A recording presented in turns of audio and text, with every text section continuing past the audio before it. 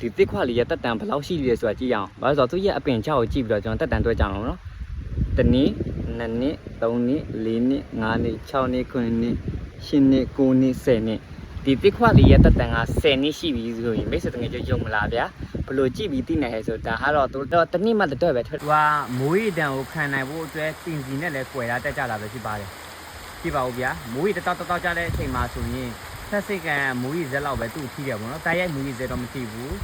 ဒီတစ်ပင်ပေစီကနေပြီးတော့စီးလာတဲ့အဟာရရည်တွေမိုးရီတွေကတီးရဲ့အမြင့်စီရောက်သွားတာပဲဖြစ်ပါတယ်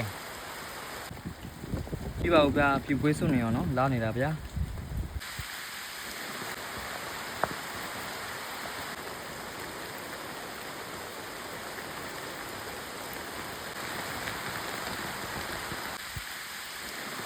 ကြည့်ပါဦးဗျာဖြူပွေးနဲ့လာနေကြတာနော်